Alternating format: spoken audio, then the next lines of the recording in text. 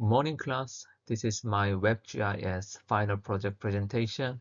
The title is Community Focused Policing. Let's move on. So here is the agenda for today. Introduction, Community Focused Policing, SARA, and Cutting Edge System, Final Project Map, and last is about concern. So let's talk about community-focused policing.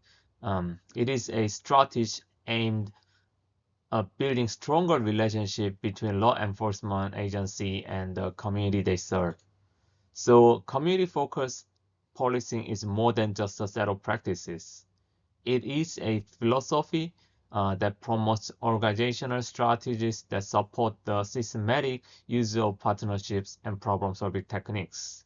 So these are designed to proactively address the immediate condition that give rise to public safety issues such as a crime, social disorder, or fear of crime. So there's a bullet points addressing about what it is, partnerships, problem solving, decentralization, proactive approach, and transparency and accountability. So how the community focused policing decision made? So for example, Los Angeles, they use a SARA. So SARA stands for Scanning, Analysis, Response, and Assessment. It is a structured approach to identifying and solving problems to improve the public safety. So first is the scanning. So for example, officer identify and prioritize the community issues by gathering data from the crime report, community complaints, and like the patrol observation. So the first step, the goal is to recognize pattern and trends. And second, analysis is officer investigated the root causes of identified problem, collecting data, consulting with the community members, and examining the contributing factors to gain a comprehensive understanding. And third, response.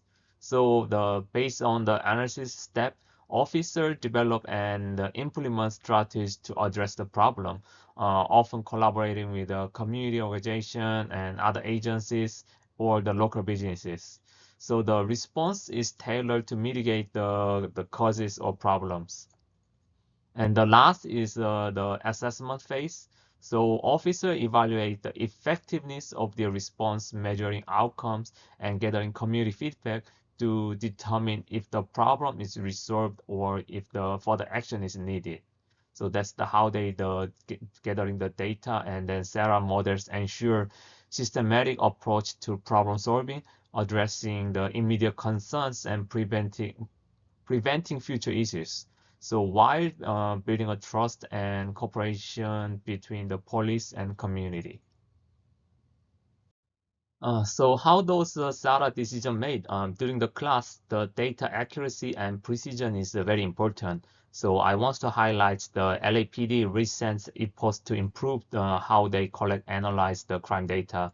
It's called the Cutting Edge System, which is a national incident-based reporting system, which they are using it. So they have upgraded their detailed information collection, which they are now tracking the when and where incident happened, and the status of each offenses, and more about the victims and the relationship to offender, and detailed demographic information, locations, and property details, and also drug types and quantities involved, and even more the suspected substance used by offender, and also involvement of the gangs activity or computer uses in crime.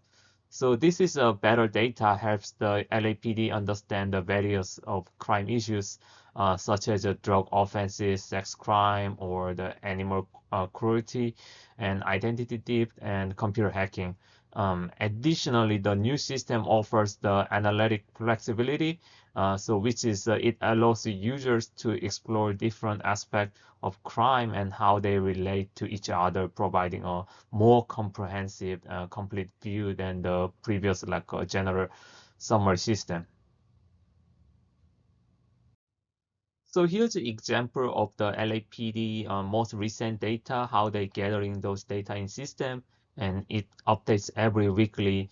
So it shows the date of report, date occurrence, and it shows the time, area by name, and type of crime, with like vandalism, burglary, assault, and battery, and even it's with the more like specific details like the battery with the additional like the comments on it, and also it's showing the like a victim age and victim gender, and yeah, it includes the very specific information, and also it shows that the location address, even if it's xy the coordinate, the grid is on the system, so very easy to do the geocoding when I put this data into the ArcGIS Pro.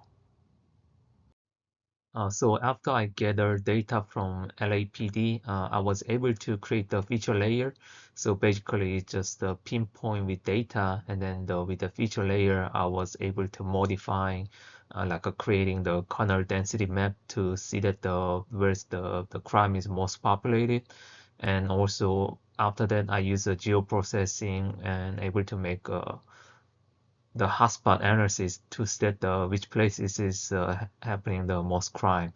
And actually, I need to filter out in robbery in 2023 because the data I gathered from the LAPD was like 1 million incident that was kind of overloaded in the put it into system when I just upload on the WebGIS. It took me like 1 hours to create the pinpoint, and then I just realized. So after that, I the filter out 2023. It still have like 200,000 like the crimes happen in Los Angeles.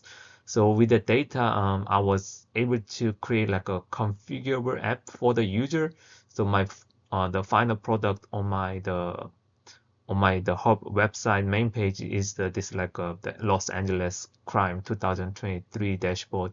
There's like a minor stuff I need to fix it, which I couldn't figure out, but this is fully functional, so I'm satisfied with what I did for my first project. So this is like with the chart and also table, and also like the weapon used in crime, and every time I just like use the select area, it will just bring you or the zoom to the area, and then gives you like a visualization the what kind of like a crime happened in that the place. So through final map projection, I was able to create the more like a not just a map, or more like a critical thinking ideas in visualization to see that the which places need to be more focused to the reduce crime or for the development for our community. But also there's a concern about community focused policing, which is about the inequality. So what it means is those the is public access, so those are like areas that has a low the crime frequency, like a neighborhood might set up like the NIMBY action that are not in my backyard because it is public access, so they might know the how to like prevent. For example, they just like mitigating homeless like their place to the other place, and then that increase the crime activity in the certain places area that rather than their places. So it could be like manipulating those incidents. And also there's a confirmation bias. So what it means is those data is including the demographic, so especially race and also like the area. So for example, I used to live in Koreatown. It is very like high crime rate places. So it keeps people saying that in like local people saying that I'm from Koreatown, they might have a thought that I might have a high chance of the involving the crime activity, or like the give them like the more negative aspect about the place I come from. Um, that's pretty much about my concern of this final project, and and those are references I used for my final presentation. And this is conclude of my final presentation. Thank you for watching, and here's my email address below. Feel free to reach out if you have any question or concern. And again, thanks for your time, and everyone have the great summer. Thank you.